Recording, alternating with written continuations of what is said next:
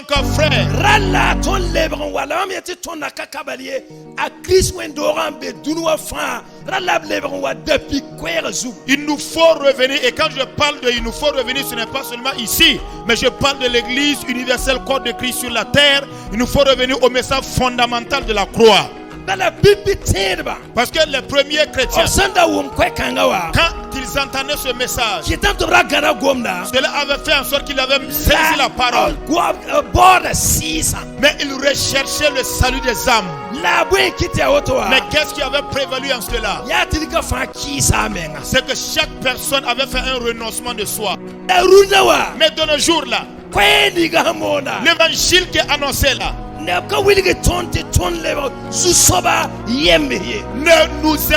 nous conduit pas à devenir des esclaves du Seigneur.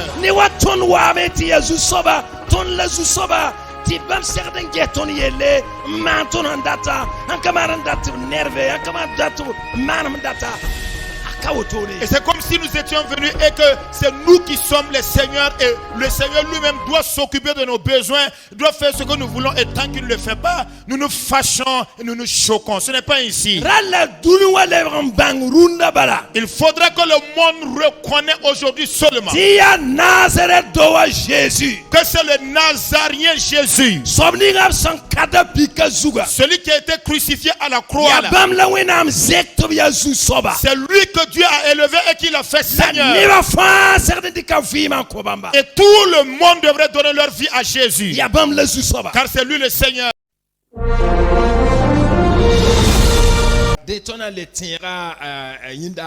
Ainsi nous allons faire un petit rappel de la semaine dernière avant d'aller de l'avant par rapport au message d'aujourd'hui. Nous étions dans Actes le chapitre 11. Nous avions considéré les versets jusqu'au verset 18. Mais la semaine dernière nous avons vu que les premiers disciples, les chrétiens primitifs, ils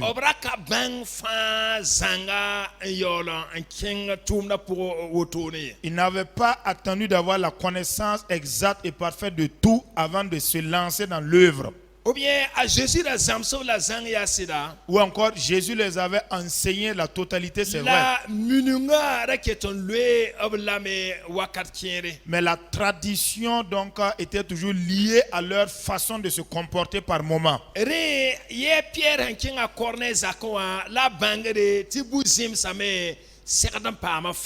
Et donc c'est à l'occasion qui a été donnée à Pierre de se retrouver dans la maison de Corneille qu'ils ont compris que les nations païennes peuvent être sauvées aussi.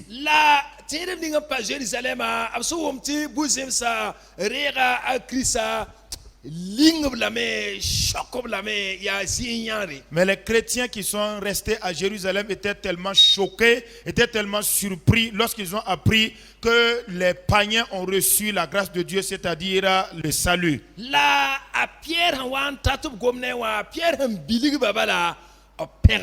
Et quand Pierre est arrivé et qu'ils ont commencé à lui faire des reproches, Pierre s'est mis à les expliquer le comment et le pourquoi et ils ont loué Dieu pour cela. Parce que les chrétiens primitifs marchaient et vivaient par l'évangile, la bonne nouvelle. Que disait la bonne nouvelle? Que tous les jours, il nous faut renoncer à nos propres désirs, prendre notre croix, la porter et suivre le Seigneur.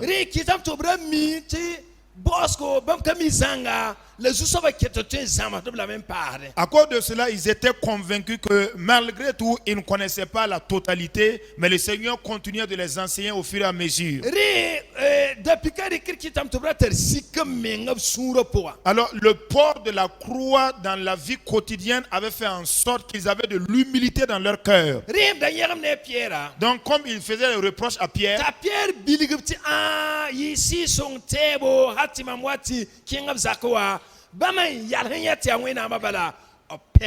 et que de par l'explication de Pierre qui les a fait comprendre que c'est sous la conduite du Saint-Esprit que lui s'est retrouvé dans la maison de Corneille. Alors quand ils ont compris cela, ils ont loué le Seigneur. Donc depuis ti mbangata atwemen karakami ta sak remesko ta asak de wiligri ta sak de somesko. Et donc le poids de la croix fait en sorte qu'une personne reconnaît que elle n'a pas la parfaite ou la totalité de la connaissance, et même lorsqu'elle connaît, elle comprend qu'il y a un vide à compléter, et la personne se soumet à l'instruction, à l'enseignement. La ya yo la pipitier ba kweno ga sanda wumna. Et c'est là même le message central du salut, donc que les premiers chrétiens avaient compris. La yimeng la kweno ga. Et c'est ça même qui était la bonne nouvelle. Et dona le ye runawa. Nous allons encore ce soir la voir. Et tuma pila yewa. Dans Actes le chapitre 11. Verset pila wentan pitawa. Du verset 19 au verset 30. Tona le kelye kweno kanga on tumde pipitier ba vima pour. Nous verrons exactement cette bonne nouvelle agissante dans la vie des chrétiens primitifs. Nyama data bangbala bangeti pipitier ba obra wumda kweno ga ye. Pour le savoir, comprenez que les chrétiens primitifs, ils n'entendaient qu'une seule bonne nouvelle. Et c'est cette bonne nouvelle qui se trouve dans Matthieu 16. Jésus a dit, celui qui veut venir après moi, qu'il renonce à ses propres désirs et qu'il se charge de sa croix tous les jours et qu'il me suive. Celui-là qui essaie de préserver sa vie, il la perdra. Mais celui qui abandonne sa vie entre mes mains, il le trouvera. Nous verrons les fruits de cette bonne nouvelle-là dans la vie des chrétiens primitifs. Si nous lisons l'entièreté de la nouvelle alliance,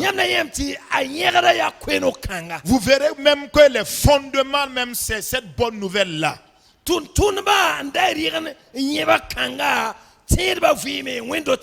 Ce sont les apôtres qui avaient jeté ces fondements ou cette base dans la vie des chrétiens primitifs et dans la vie de tous les chrétiens.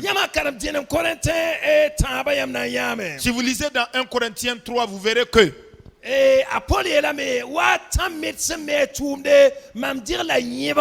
alors Paul a dit comme un architecte qui sait très bien, un habile architecte, j'ai posé les fondements. Vous entendez? Donc, s'il y a ce fondement-là dans la vie des chrétiens et dans la vie des églises, en vérité, l'unité ou la communion chrétienne,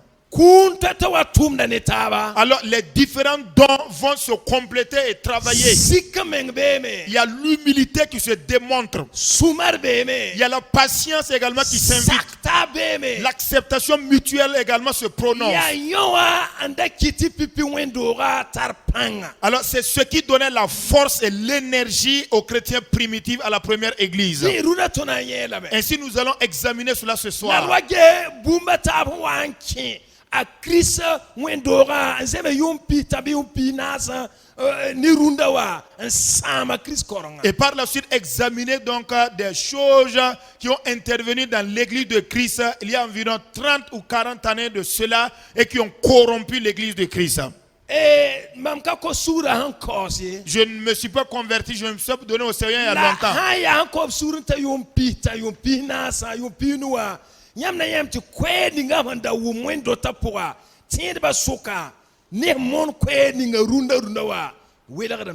Mais vous verrez que la nature du message que ceux-là qui sont convertis il y a 40 ou 30 ans entendaient, écoutaient, c'est totalement différent de la nature du message que nous entendons aujourd'hui. Parce que le message invitait le peuple de Dieu à s'attacher à Dieu. Ils s'étaient attachés aux choses célestes. Alors ça les amenait à rechercher Dieu. C'est comme si Jésus devait revenir d'ici demain. Il y avait une séparation avec le monde. Vous entendez?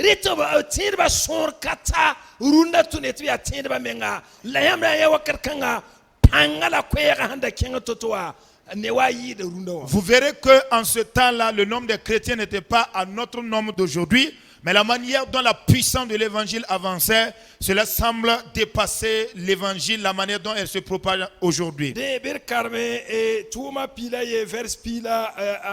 Lisons donc dans Actes des Apôtres, le chapitre 11, le verset 19.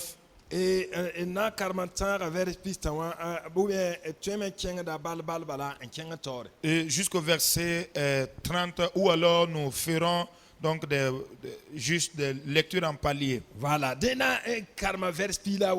Donc nous lirons le verset 19.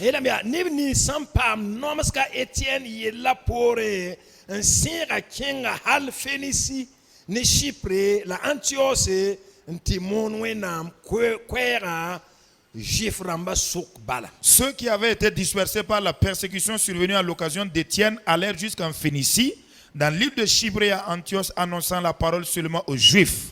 Vous entendez ici, là? Il est dit, Étienne a été persécuté. Chapitre 9, verset 1. Si nous étions retournés au chapitre 8, verset 1, vous verrez qu'il y a eu une grande persécution à la suite de la mort de Étienne. La Bible nous dit que excepté les apôtres, tout le reste se sont dispersés. C'est la raison pour laquelle on nous dit ici que tous ceux-là qui étaient dispersés à cause de la persécution d'Étienne, qu'ont-ils fait? Ils sont allés en Phénicie et en Chypre, ainsi qu'à Antioche. Mais c'était pour quoi faire? Ils y étaient pour annoncer la bonne nouvelle. Voyez le comportement des chrétiens primitifs. La bonne nouvelle qu'ils entendaient là faisait en sorte qu'ils étaient des chrétiens affermis et solides. Imaginez-vous la persécution qui s'est invitée. À l'exception des apôtres, le reste se sont dispersés. Et même dans cette situation de dispersion, ils n'ont pas abandonné la foi. Ils n'ont pas essayé d'aller se trouver des cachettes.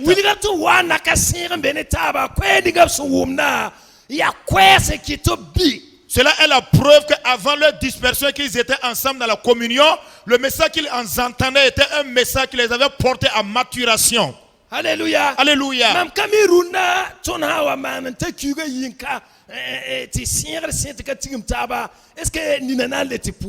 Je ne sais pas si de nos jours, lorsque nous arrêtons de nous retrouver ici comme dans nos assemblées coutumières, et que pendant au moins 2 mois, est-ce que certains vont arriver à aller prier encore? Mais ces personnes-là, dans la dispersion, lorsqu'ils sont allés continuer à annoncer l'évangile, qu'est-ce qui a fait que cela était ainsi? C'est-à-dire que quand ils se réunissaient à Jérusalem, les apôtres les avaient communiqué la bonne fondation et la bonne nouvelle dans leur vie. Si nous allons plus loin, nous verrons cela. Mais lorsqu'on a déposé la parole dans leur vie, ce n'est pas un message qui leur informait qu'après la conversion, tu dois te lancer dans la recherche des plaisirs de ce monde. Le message disait que c'est Jésus le Seigneur. Et de la même manière que le chemin que Jésus a suivi, nous devons emprunter également ce chemin-là. Lorsque vient la persécution, nous ne devons pas paniquer. Et nous devons vivre dans un renoncement à nos propres désirs. Lorsque nous vivons dans cette situation, alors la vie de Christ lui-même nous accompagne. C'est l'enseignement qu'on leur donnait. Ce qui fait que même dans la dispersion,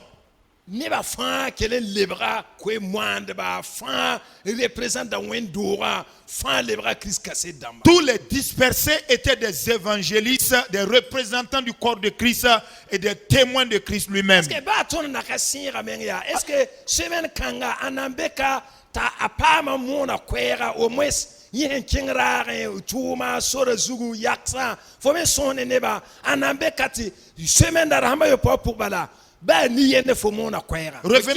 Revenons dans notre cadre ici, nous qui sommes là ici, qui ne sommes pas dispersés. Alors, qui sont ceux-là qui, au cours de la semaine-là, ont pu évangéliser une personne, soit au marché, dans son lieu de service, au bord de la voie, ou à quelque part d'autre? Qui est? Anna. Qui? Voilà. Voilà. Je vois des doigts. On peut compter. Amen. Amen. Barakweda. Gloire à Dieu. Amen. Amen. Zame mamda ya zinga yenti kamwar mpama kamanta a tabo kele mono kwera saka ko suguri. Hier, j'étais arrêté à un certain endroit et des enfants donc sont venus me trouver là-bas. Et donc j'ai eu l'occasion de les annoncer l'évangile et ils ont accepté de donner leur vie à Jésus. La bamba,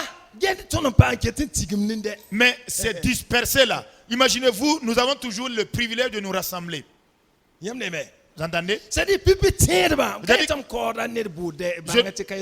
ne voudrais pas du tout juger qui que ce soit ici. Non, non, non. Amen.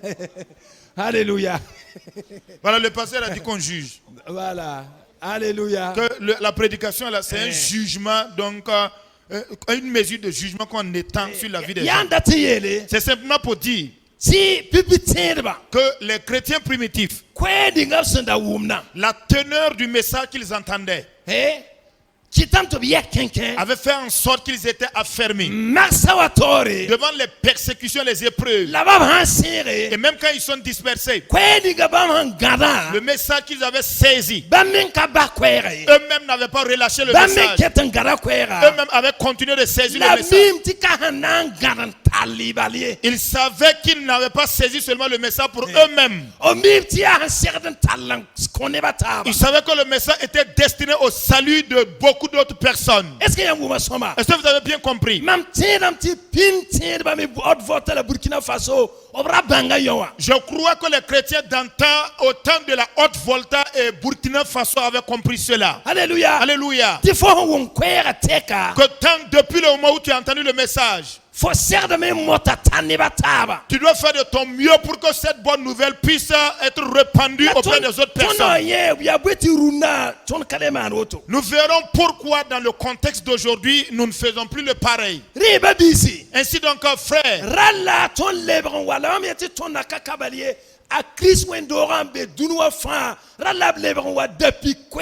il nous faut revenir, et quand je parle de il nous faut revenir, ce n'est pas seulement ici, mais je parle de l'église universelle, corps de Christ sur la terre. Il nous faut revenir au message fondamental de la croix.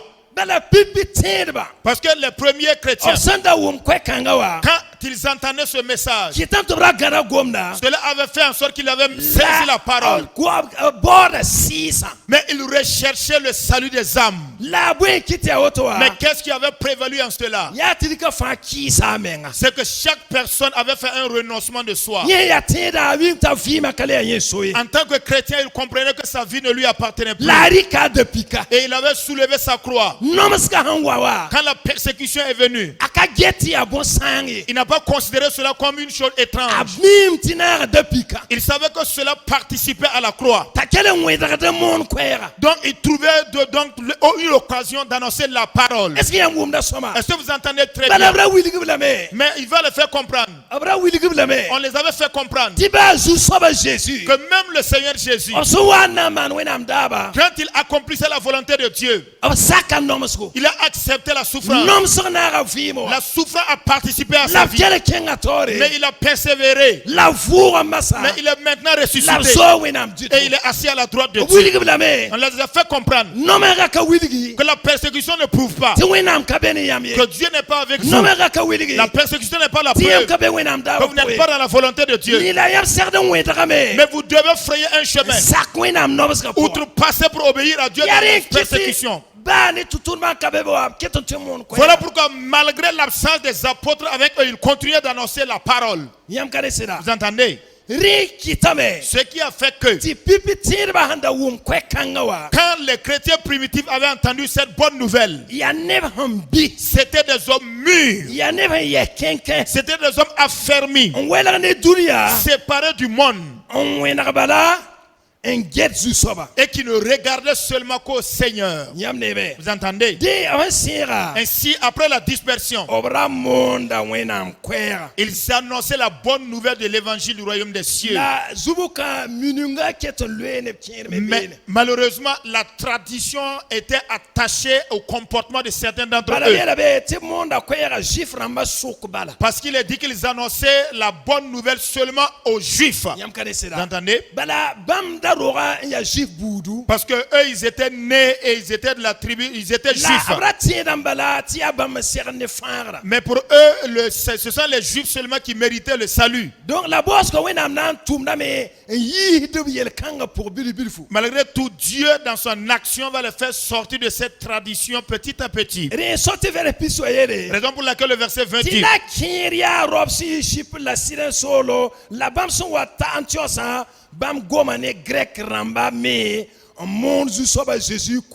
Qu'il y eut cependant parmi eux quelques hommes de Chypre et de Cyrène qui, étant venus à Antioche, s'adressèrent aussi aux Grecs et leur annoncèrent la bonne nouvelle du Seigneur Jésus. Vous entendez ici? Il y avait certains parmi eux.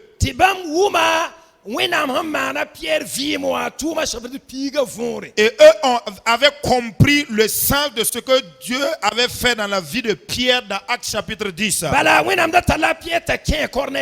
Parce que Dieu avait invité Pierre à entrer dans la cour de Corneille.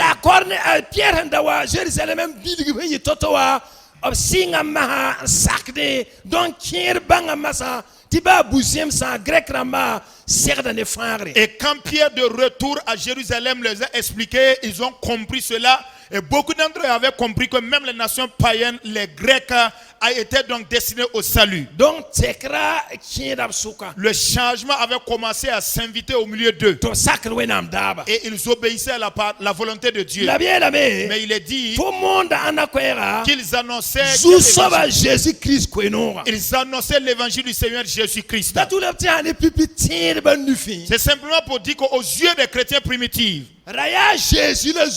c'est Jésus qui était le Seigneur. Mais il s'agit de quel Jésus? Il s'agit de Jésus-Christ de Nazareth seulement.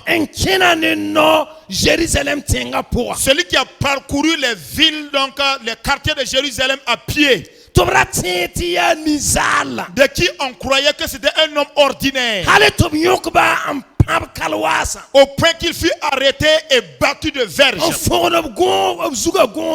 Et celui à qui on a fait porter la couronne d'épines.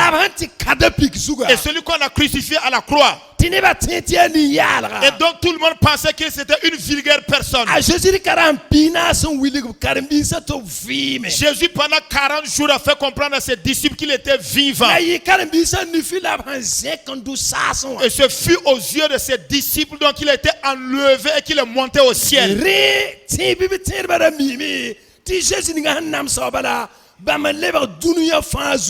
Ainsi les chrétiens primitifs savaient que ce Jésus qui a souffert là, c'est lui qui est devenu le Seigneur de toute la terre. Donc il prêchait l'évangile du Seigneur Jésus. Lorsqu'il prêchait pour annoncer au peuple, il leur faisait comprendre que Dieu a fait de Jésus Seigneur. Et quand les hommes devaient se convertir pour Jésus qui est le Seigneur, les gens donnaient entièrement leur vie à Jésus le Seigneur. Pour que Jésus soit le maître de leur vie. Devant le Seigneur, tu n'es absolument plus rien. Tu n'es plus maître de ta vie. Tu deviens son esclave. Tu vis pour lui uniquement. Et c'est lui qui te conduit maintenant. C'est à cette manière qu'ils annonçaient l'évangile du Seigneur Jésus. Vous entendez? Mais de nos jours là, l'évangile qui est annoncé là, ne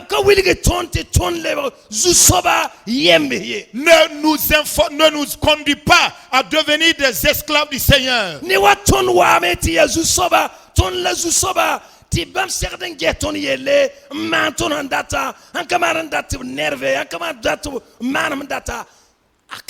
Et c'est comme si nous étions venus et que c'est nous qui sommes les seigneurs et le Seigneur lui-même doit s'occuper de nos besoins, doit faire ce que nous voulons et tant qu'il ne le fait pas, nous nous fâchons et nous nous choquons. Ce n'est pas ainsi. Il faudra que le monde reconnaisse aujourd'hui seulement que c'est le Nazarien Jésus, celui qui a été crucifié à la croix là. C'est lui que Dieu a élevé et qu'il a fait Seigneur. Et tout le monde devrait donner leur vie à Jésus, car c'est lui le Seigneur. Il n'a pas combattu pour en recevoir. Il n'a pas fait l'injustice à quelqu'un. C'est Dieu qui l'a établi et fait de lui Seigneur. Si ce n'est par lui, nul ne peut entrer dans le royaume des cieux. Nous qui sommes chrétiens, il nous faut entièrement abandonner nos vies. Un chrétien n'est plus maître de sa vie. Voilà pourquoi nous nous soucions, nous inquiétons tellement. Voilà pourquoi notre niveau de misérabilité est élevé. Parce que nous voulons gouverner notre propre vie. Nous sommes venus à Jésus, mais nous voulons avoir encore le contrôle et les rênes de notre vie. Ce qui fait que nous tremblons et nous craignons même des futilités qui n'avaient même pas une raison de trembler. Vous entendez? Comprenez que c'est Jésus qui est le maître de notre vie. Alors les chrétiens primitifs prêchaient ce message. Ainsi, frère, l'évangile du Seigneur Jésus, puisqu'ils ont fait cela, considérez le verset 21. Il est dit la main du Seigneur était avec eux. Et un grand nombre de personnes crurent et se convertirent au Seigneur. Puisqu'ils ont abandonné leur vie en termes du Seigneur et qu'ils ne vivaient que pour le Seigneur, alors le Seigneur va agir. Il est dit que la puissante main du Seigneur était agissante dans leur vie. Mais c'était en eux pourquoi? Vous entendez? Alors c'était avec eux. Et un grand nombre de personnes crurent et se convertirent au Seigneur. Vous entendez? Puisque c'est Jésus le Seigneur, tous ceux qui ont accouru à Jésus, ils ont accepté Jésus comme Seigneur. Après, puisqu'ils sont abandonnés, et puisque Jésus les utilise pour œuvrer, c'est dans le but d'inviter d'autres personnes encore à venir au Seigneur. Vous entendez? Ainsi, frère, il nous faudra qu'aujourd'hui ce message-là revienne. Alors la main puissante du Seigneur agira dans l'église de Christ. Et nous verrons plusieurs personnes qui se soumettront à la foi chrétienne. Ce n'est pas de la volonté d'une personne pour qu'il accepte. Nous avons vu les Sauls de Tars qui étaient des hommes vraiment, véritablement des hommes violents, guerriers, mais ils n'ont pas pu. Vous entendez? Il n'y a personne qui puisse s'opposer au Seigneur. Mais il faudra que nous-mêmes qui sommes déjà chrétiens, que nous reconnaissons cela. Et que nous permettons au Seigneur de régner totalement dans notre vie.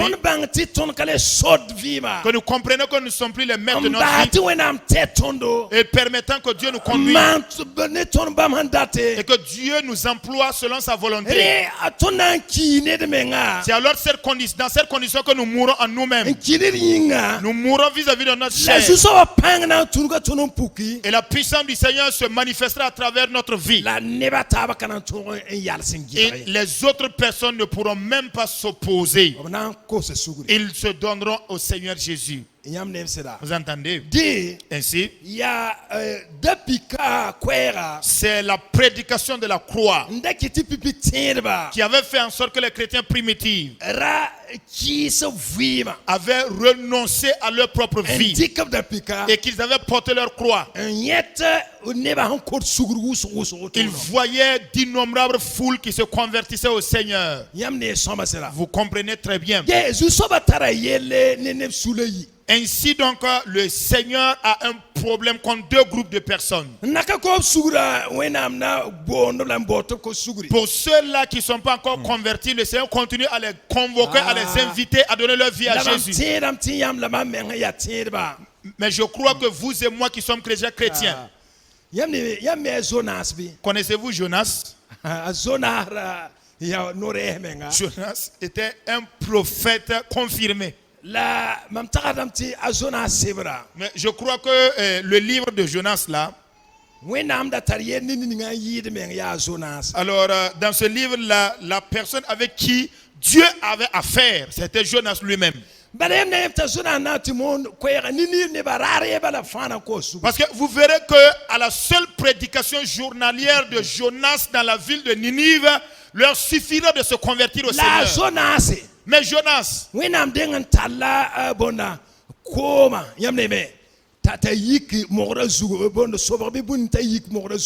avait d'abord employé l'eau qui a commencé à s'agiter de façon violente. Pendant ce temps, Jonas trouvait le moyen de descendre dans le niveau inférieur du navire pour dormir.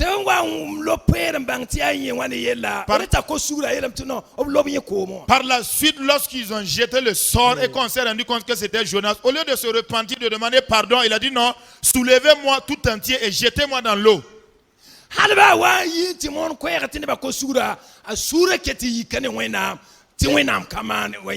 Et même après qu'il soit sorti et qu'il est allé annoncer la parole, que les gens sont convertis, il était toujours en colère contre Dieu parce que Dieu n'a pas agi comme lui s'attendait.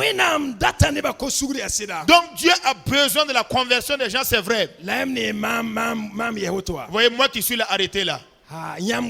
Vous qui êtes assises là. Je crois que nous faisons souffrir le cœur de Dieu. Dieu a un problème contre nous. Il a besoin que nous nous abandonnons afin qu'il lui puisse nous malayer, pour qu'il puisse nous tamiser, qu'il puisse nous malaxer, afin qu'entièrement nous nous abandonnons en ses mains, reconnaissant sa seigneurie. Mais je crois que l'église de Christ même est un problème même pour Dieu de nos jours là. Je voudrais simplement dire que Dieu a besoin de nous transformer afin que nous puissions l'obéir. Vous entendez? Ainsi, frère, les chrétiens primitifs ayant compris cela, mais ils ne pouvaient pas le discerner de par leur propre capacité. Ils entendaient une bonne nouvelle. Et cette bonne nouvelle les attirait donc et ils se déconnectaient du monde, se connectaient en Dieu. Ils ne vivaient pas pour eux-mêmes par leurs propres intérêts. Mais vous voyez, il y a environ 40 ou 30 ans en arrière de nous, il y a un message qui s'est infiltré parmi les chrétiens. Ce n'est pas pour rien qu'à l'occasion du centenaire, on a dit de nous reformer pour revenir dans la parole. Vous voyez ce qu'on appelle l'évangile de prospérité là. Alléluia. Alléluia. Alléluia. Alléluia. Cet évangile-là nous déconnecte de Dieu et nous connecte seulement au monde. Ce qui fait qu'en tant que chrétiens que nous sommes, nous ne savons même plus que Dieu a un problème avec nous et dont il a besoin de nous travailler pour que nous mûrissons.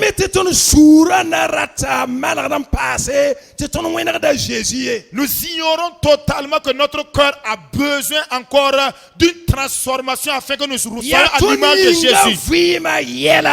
La ton dikda on tonga sorode mbote na malarion tiyon tuvuyon wa malarié tuvuyon wa malarié tuvuyon kale gom arzan yele ka gom si frère yele ka gom si yele. Ce sont les aspects de notre vie physique, matérielle et financière qui nous incombe maintenant. Et lorsque nous déposons une requête devant Dieu, il exauce. Nous amenons la deuxième, il exauce. Nous amenons la troisième.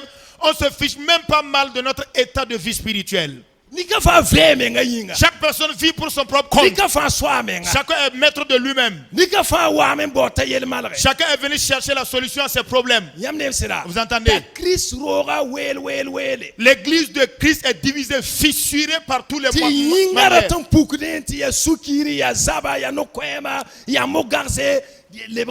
Les désirs de la chair ne font que transparaître, c'est devenu les querelles, la jalousie, les disputes, les animosités, et c'est devenu la chair maintenant qui occupe le trône. Les chrétiens primitifs n'avaient même pas le temps avec ces futilités, parce qu'ils avaient été formés donc à renoncer à leur propre vie. Ce qui faisait qu'ils pouvaient s'aimer. Si nous allons plus loin, nous verrons cela. Raison pour laquelle nul n'était maître de sa propre vie.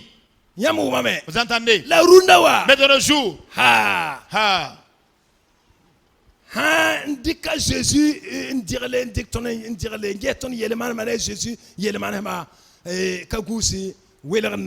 lorsqu'on essaie de faire un parallélisme entre la vie de Jésus et la vie que nous nous menons, il se pourrait qu'il y ait une nette différence. Vous entendez? Alors, les chrétiens primitifs, c'est le message qu'ils entendaient qui les avait galvanisés, qui les avait aidés à s'attacher à Dieu. Mais de nos jours,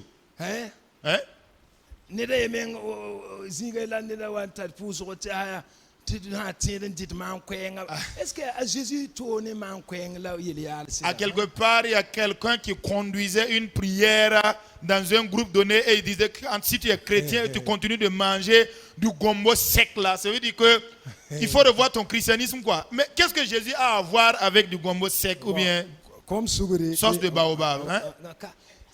Pardonnez-moi. Vous avez compris quand même, hein?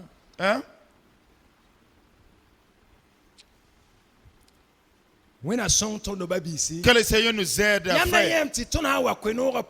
Vous verrez que si nous revenons dans la bonne nouvelle de l'évangile, l'or et l'argent sont mis à notre disposition. Les chrétiens primitifs étaient... Parce que l'or et l'argent appartiennent à Dieu. Vous comprenez bien. Mais ce n'est pas ça qui doit être, que nous devons mettre en premier plan. Ce sont des choses qui doivent accompagner. Ce sont des accompagnements donc, pour construire le royaume de Dieu sur terre.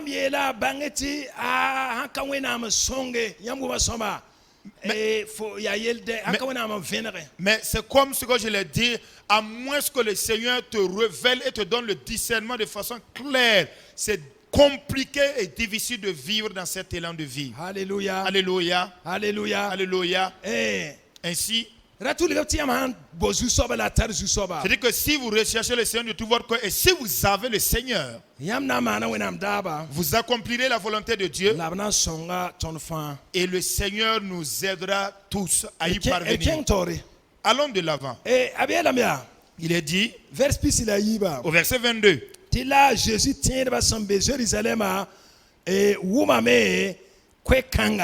que le bruit en parvint aux oreilles des membres de l'église de Jérusalem. Et ils envoyèrent Barnabas jusqu'à Antioche.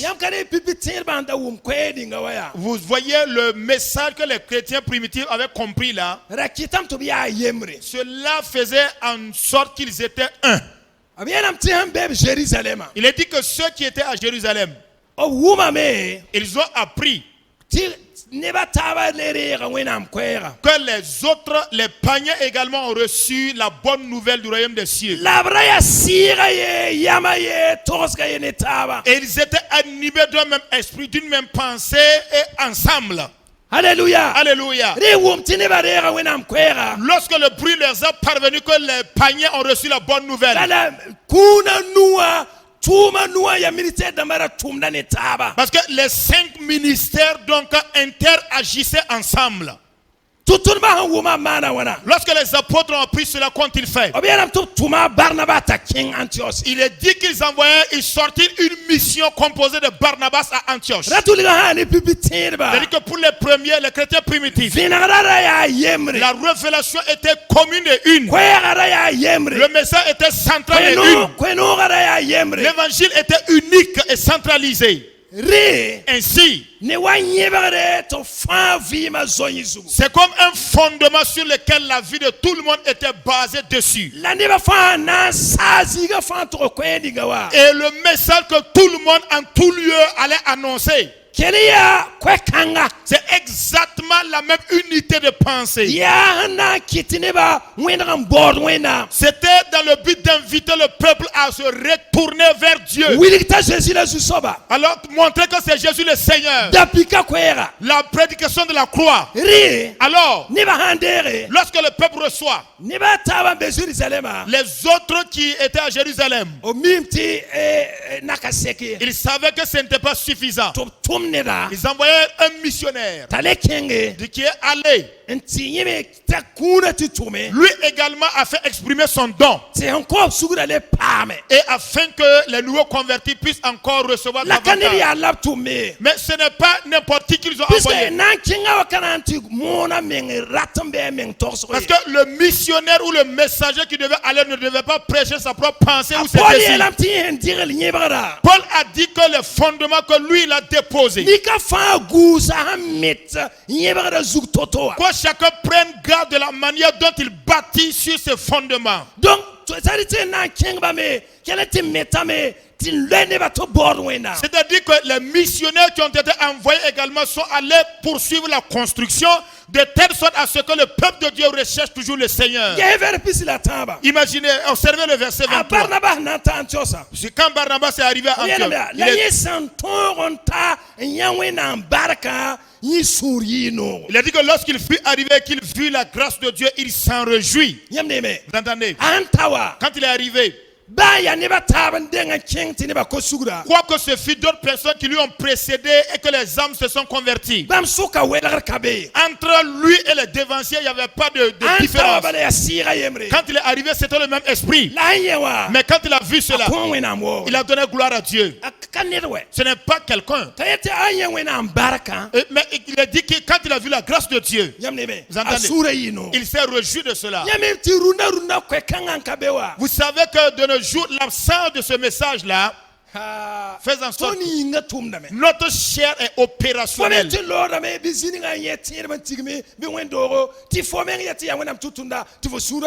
Par moment même, nous pouvons passer comme ça, nous voyons des chrétiens qui sont remplis dans une église ou encore attroupés à quelque part. Et toi-même, en tant que serviteur de Dieu, tu n'es pas content.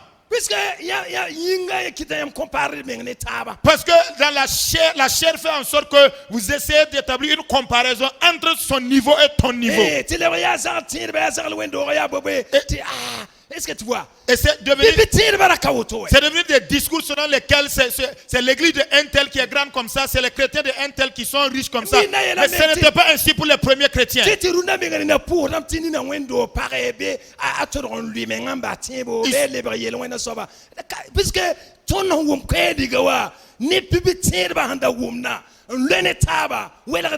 se pourrait même que de nos jours, là, certains même sont en train de prier pour que l'église de certaines personnes là se ferme ou encore certains tombent dans le péché et qu'on parle publiquement de lui. Mais ce n'était pas ainsi pour les premiers chrétiens parce qu'il y avait de l'amour entre eux et le message était central.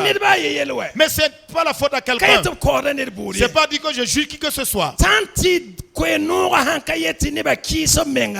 Tant que la bonne nouvelle de l'évangile n'invite pas le peuple de Dieu à renoncer à leur propre désir. Si vous lisez dans Galates 5,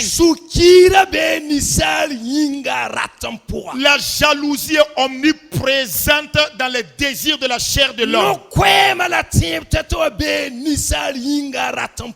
Il faut comprendre que les querelles, les divisions là se trouvent, les sectes là se trouvent également dans les désirs de la chair. On ne naît même pas pour apprendre à le faire. La conversion au Seigneur Jésus ne le fait pas sortir automatiquement. fo na wa tira me kinyin bu na taman sukiri ti ayel yarse la pipi tira baraka woto. À moins que tu sois une personne donc, qui en permanence est en contact avec une bonne nouvelle ou un message qui t'invite à renoncer à cela, tu vas vouloir donc entrer dans la dimension de la chair pour vouloir agir. Mais ce n'était pas ainsi dans la vie des premiers chrétiens. C'est notre chair qui est le problème. La prédication de la croix voudrait nous permettre, nous dire de permettre à Dieu de tuer cette chair. Pourtant, elle combat, ça fait mal. Ça fait très mal. Puisque c'est à travers les épreuves, les difficultés, les problèmes que Dieu utilise pour tuer notre ancienne vie. Ça fait mal. Mais c'est la croix. C'est une croix que nous devons porter. Quand Barnabas est arrivé, quand il a vu cela, la Bible dit qu'il se réjouit de cela. Mais écoutez,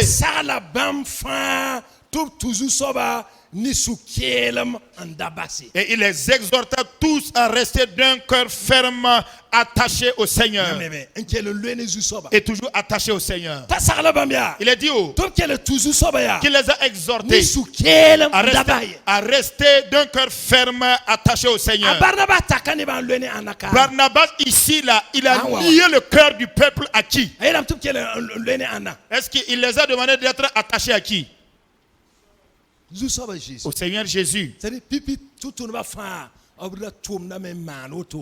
que tous les chrétiens primitifs, là, dans leur travail, c'est ce qu'ils faisaient. Eux-mêmes étaient attachés au Seigneur. Et eux-mêmes travaillaient en sorte que le peuple soit attaché au Seigneur.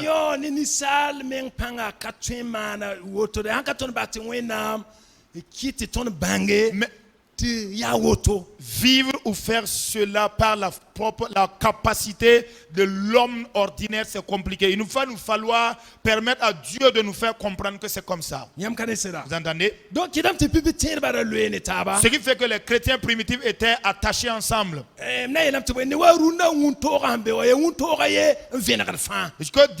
prends l'exemple avec le soleil au-dessus de nos têtes. C'est un seul soleil qui éclaire tous les pays.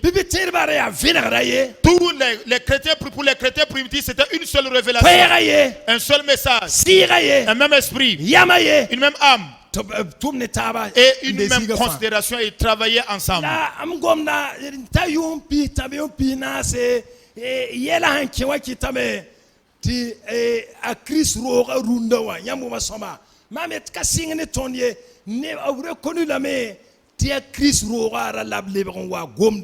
Et comme je le disais tantôt, alors il y a environ 40 ou 30 années de cela, à cause des problèmes, des difficultés, alors l'église de Christ a bifurqué. Cela n'a pas commencé par nous, raison pour laquelle on nous demande de revenir sur le message central. Observez la vie des églises de nos.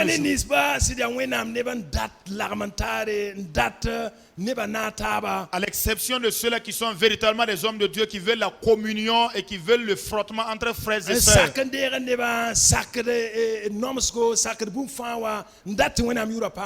Qui acceptent d'accueillir donc les âmes, qui acceptent la persécution, la souffrance pour la gloire du nom de Dieu. Vous verrez que de nos jours là, c'est compliqué. Là, mais Dieu a besoin que nous revenions là-dessus.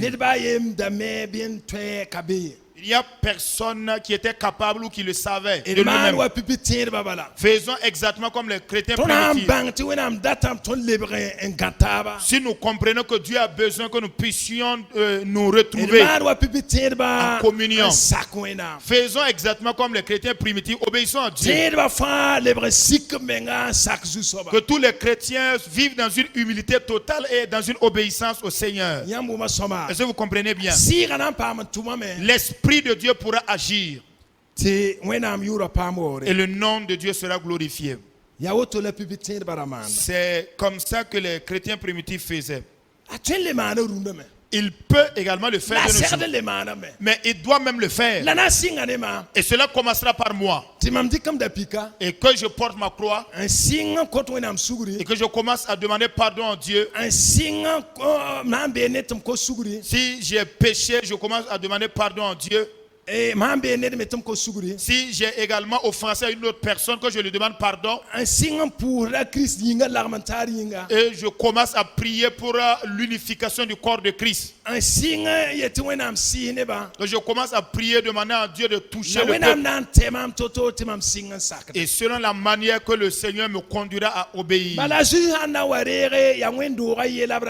Parce que lorsque Jésus reviendra, il voudra enlever une seule et une église indivisible. Il n'y en a pas à dire que je suis de telle dénomination, de telle église ou de telle communauté. Le corps de Christ est unifié. Est-ce que vous comprenez bien? Donc c'est obligé. C'est une obligation à faire. Tant que nous ne portons pas la croix et que nous demeurons dans la division. Le problème c'est que chacun de nous prie de façon isolée. C'est difficile pour nous de vaincre le péché. Pour que toi-même, toi seul comme ça, tu vainques le péché là. Tu vainques les désirs de la chair. À l'exception de la croix, tu ne peux pas. Les désirs de la chair. Voilà pourquoi Jésus a dit d'emprunter ce chemin-là. Mais c'est un chemin de souffrance, de difficulté. C'est un chemin tellement mince. C'est un chemin rétréci. Mais c'est là que se trouve la vie. Alors, essayons d'examiner quel était le caractère même de la vie des premiers chrétiens. Verset 24. Barnabas, il est dit, car c'était un homme de bien, plein d'Esprit Saint et de foi. Vous entendez? Vous voyez quels étaient les qualificatifs, les qualités de vie. Mais je crois que Barnabas était également un apôtre. Vous entendez? De nos jours là,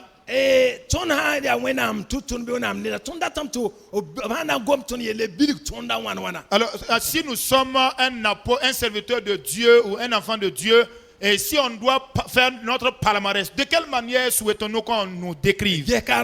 Oui, ici là il est dit, car c'était un homme de bien, plein d'Esprit Saint et de foi. Est-ce qu'ils ont ajouté autre chose?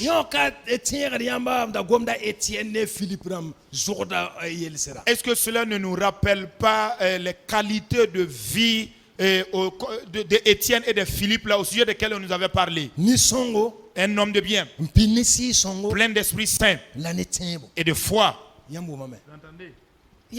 C'est comme ça.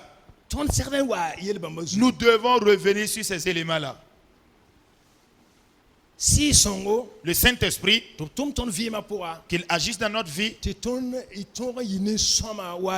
afin que nous puissions être des hommes de bien comme Jésus et des hommes pleins d'Esprit Saint. C'est plein, c'est pas moitié, c'est plein d'Esprit Saint et de foi. Amen. Amen.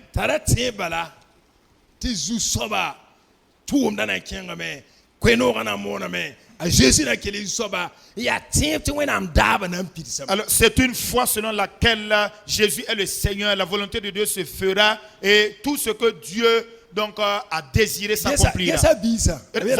Voyez les fruits là. Et une foule assez nombreuse se joignit au Seigneur. Il a dit qu'une foule assez nombreuse se joignit au Seigneur.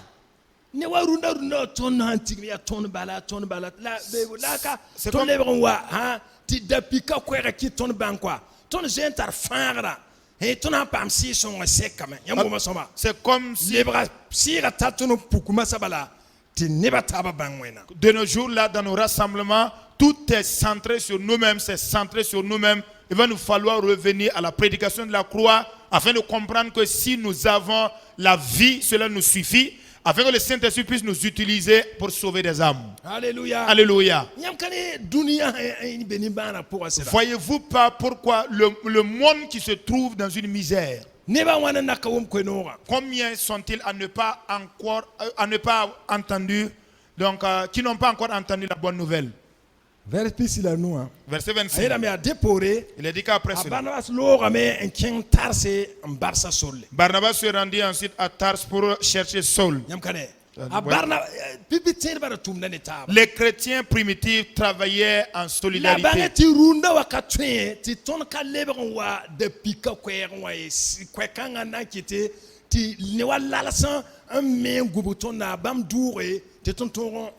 Mais comprenez qu'aujourd'hui, c'est un impératif pour nous de revenir à la prédication de la croix. Et c'est à cette condition que les murs de séparation qui conditionnaient chaque personne dans son bloc là, ces murailles doivent tomber et nous permettre d'être un. Voyez, ça fera en sorte que nous aurons compassion les uns pour les autres. Nous allons nous soutenir, nous aider les uns les autres.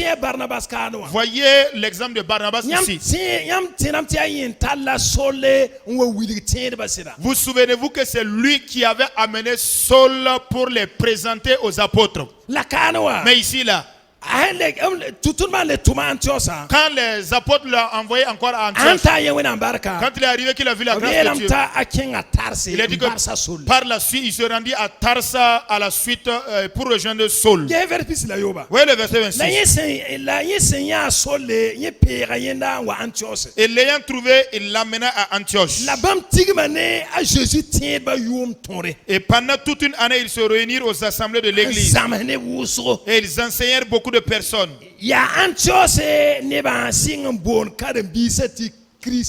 Ce fut à Antioche que pour la première fois les disciples furent appelés chrétiens. Vous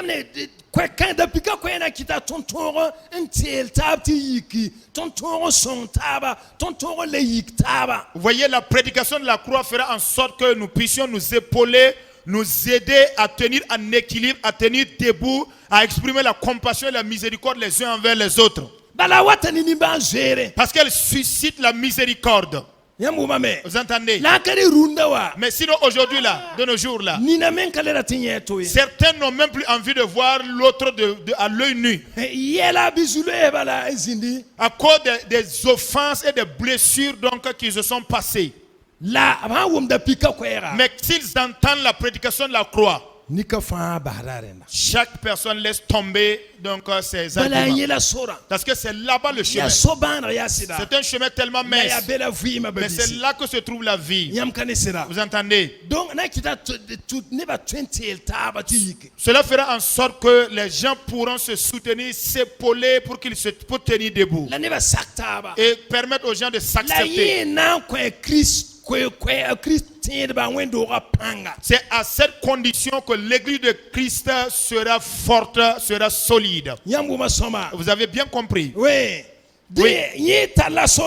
Ainsi, il amena Saul. Mais voyez, pendant une année, toute une année, il s'assemblait avec les chrétiens qui il prêchait, il les enseignait seulement. Selon vous, quelle était la nature même de l'enseignement qu'il leur dispensait? Si vous voulez comprendre quelle était la teneur du message qui leur était enseigné,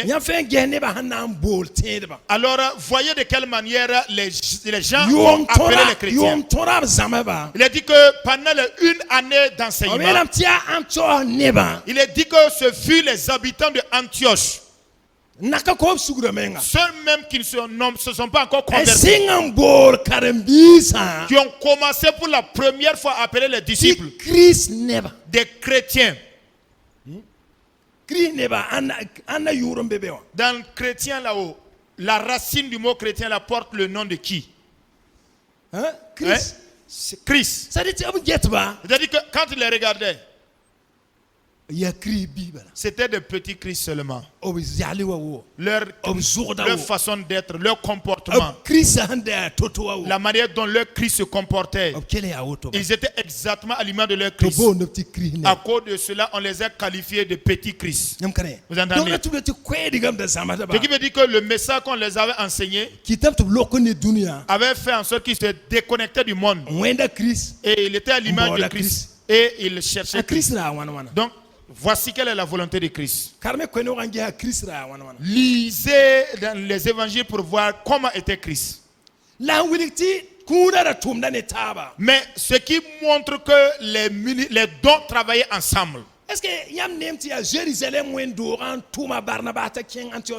que avez-vous vu dans la lecture que c'est l'église de Jérusalem qui a mandaté Barnabas d'aller à Antioche?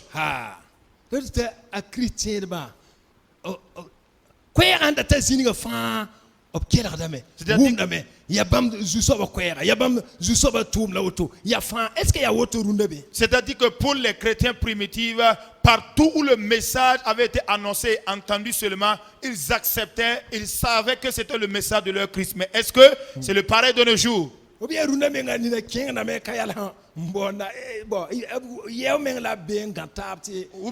nos jours là, vous allez voir des gens qui se donnent une mission sans même recevoir la mission de leur dévancier, ou même étaient-ils retrouvés ou réunis pour même qu'on les envoie à une mission. Vous entendez, voyez, non? Alors, les chrétiens primitifs, tous s'étaient humiliés. Ils s'étaient rendus humbles à l'image de leur Seigneur. Oui. Voyez le verset 20. Il a dit qu'en ce temps-là, des prophètes descendus de Jérusalem à Antioche. Vous entendez? Barnabas était un apôtre. Mais après, vous verrez que des prophètes vont se joindre à Barnabas. Tout ça, c'est à Antioche toujours.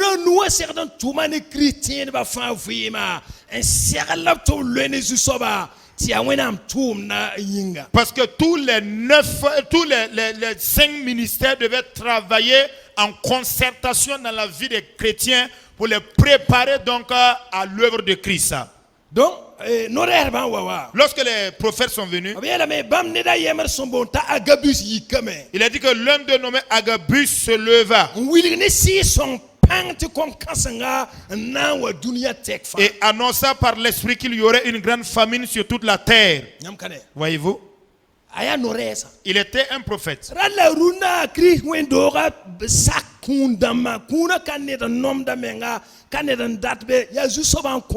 Il faudrait que de nos jours, l'église de Christ accepte d'entériner les dons. Les dons là, ce n'est pas quelqu'un qui se nomme comme ça, mais c'est le Saint-Esprit qui distribue les dons.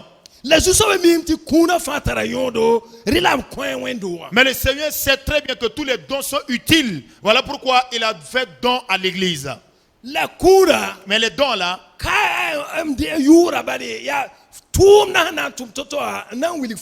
ce n'est pas le fait de porter le nom donc qualifiant, t'affectant à un don particulier, mais c'est l'œuvre que tu vas faire là qui va prouver le don. Agabus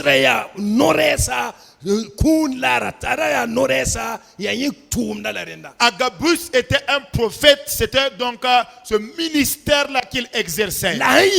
Mais quand il s'est levé,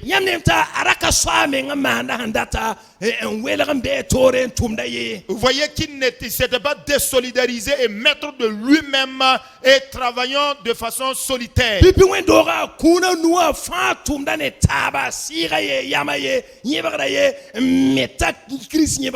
Dans l'église de Christ, donc tous les 5, tous les dons, les ministères là et les dons travaillent ensemble, construisant sur l'édifice que Christ lui-même, dont Christ a jeté les fondations. Quand Barnabas est allé, par la suite Agabus est venu. Par le Saint-Esprit, il s'est tenu debout. Il a annoncé une grande famine sur toute la terre. Vous entendez? Est-ce que la prophétie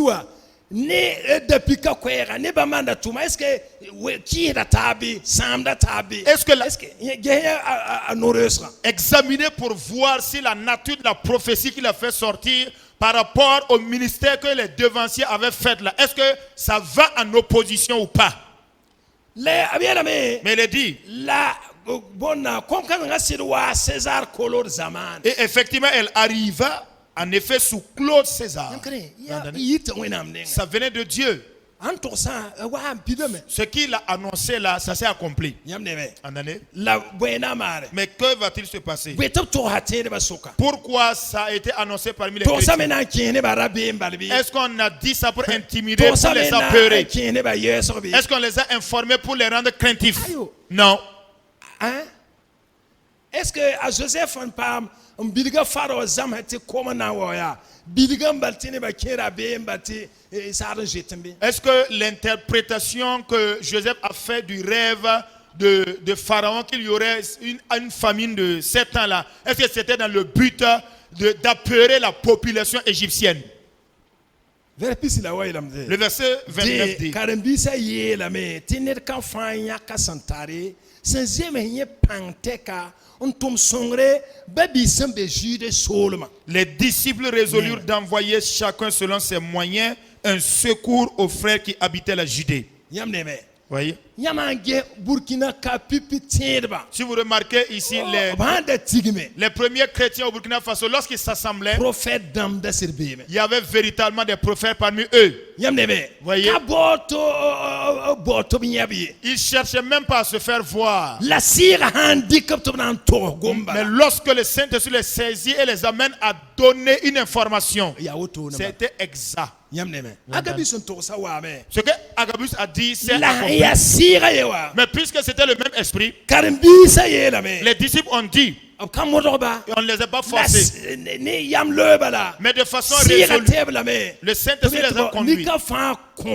Et ils ont demandé à chacun de contribuer en fonction de ses moyens pour qu'on aille porter secours aux chrétiens qui se trouvaient en Judée.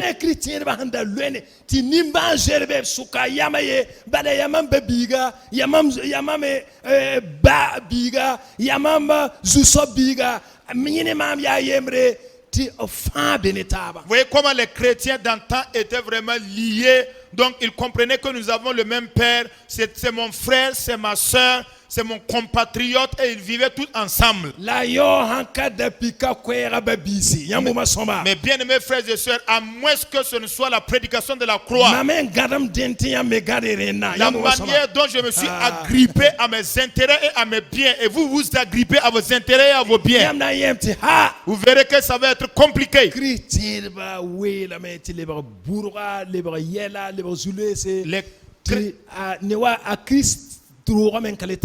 Les chrétiens sont divisés, c'est devenu des querelles, des problèmes, des complications. Il y a tellement de fissures dans l'organisation de Christ et la maison de Christ.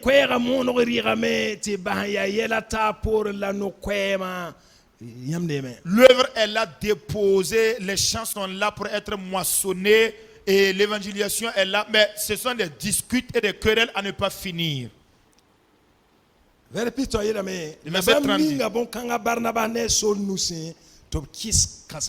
Ils le firent parvenir aux anciens par les mains de Barnabas et de Saul.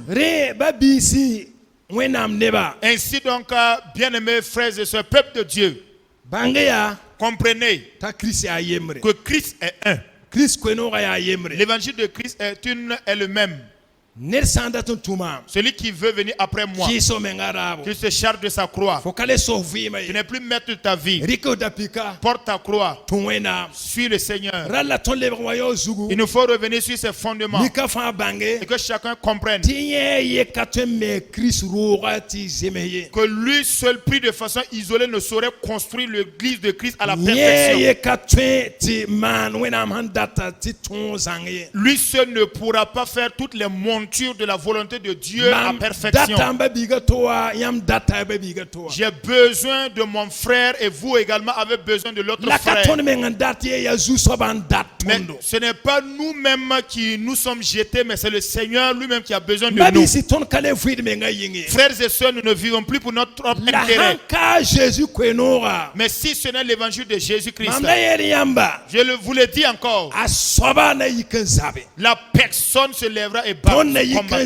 Nous allons nous lever et batailler. Nous allons complètement oublier l'affaire de Christ. Nous risquons d'abandonner donc l'affaire du salut. Ça va devenir de futilité. Ça va devenir la chair. Même dans les foyers. Dans le couple entre la femme et l'homme. C'est même pas juste à cause de futilité. À cause des affaires du monde là seulement. Ça va devenir des discussions. Ça va devenir donc des bastonnades. Ça va se transformer en des pourparlers. Nous allons oublier la préparation pour la départure céleste. Nous allons entrer dans des guerres physiques et naturelles. Nous allons nous comporter comme des gens qui allons vivre 400 années sur terre. Nous allons nous comporter comme si nous étions les notables et les princes de ce monde. Voilà pourquoi, frère, il nous faut travailler afin d'être à l'image de nouveau de Christ. Lorsque Jésus est venu, il n'a pas cherché ses propres intérêts. Il est venu livrer sa vie afin d'être en aide à d'autres personnes. Il savait que la royauté lui attendait au ciel. Il savait que la gloire était au ciel. Il savait que c'est le ciel qu'il ne partirait pas. Mais lui est venu comme un bon berger afin de donner sa vie pour que nous soyons sauvés. Frère, depuis que nous sommes sauvés, il y a des gens qui ont donné leur vie. D'autres ont quitté leur patrie. Ils ont quitté leur maison. Ils ont quitté la vie adorable pour nous annoncer l'évangile. Chrétiens, pas seulement que ceux qui sont là, reconnaissons que et redonnons nos vies. Il faut qu'on nous rappelle de nouveau, comme les habitants d'Antioche ont qualifié les chrétiens, qu'ils étaient des petits Christ, des gens qui ressemblent à Christ, à cause seulement de ce que le paradis les préoccupait. Et ils connaissaient les faiblesses les uns les autres. Ils se pardonnaient mutuellement. Ils se pardonnaient mutuellement. Ils se toléraient mutuellement. Et ils se prenaient par la main. Lorsque tu tombes, on te dit lève-toi. Lève-toi car nous ne sommes pas encore arrivés. Prends courage et lève-toi. Et ils se prennent encore la main pour continuer. C'est comme ça qu'ils étaient forts. Ils n'étaient pas liés au monde. Frère, il faudra que le Saint-Esprit agisse à nouveau dans nos vies. Que le Seigneur nous aide. Mais dans cette fin de temps, le Saint-Esprit est encore là. Il prépare encore l'église. Prépare encore son peuple. Et il fera ainsi afin de pouvoir enlever son peuple. Vous et moi, nous sommes déjà sauvés. Nous sommes déjà sauvés. Jésus est avec nous. Qu'avons-nous besoin? Qu'avons-nous besoin encore? Essayons de recadrer nos vies. La puissance de Dieu nous accompagnera. Les miracles nous accompagneront. La richesse matérielle et financière nous accompagnera. Et la volonté de Dieu se fera. Et le nom de Dieu sera glorifié. Que le Seigneur nous aide, frère. Que le Seigneur nous donne de nous tenir les mains dans la main. Que le Seigneur nous donne d'avancer. Afin que le nom de Jésus soit glorifié. Au nom de Christ Jésus. Amen.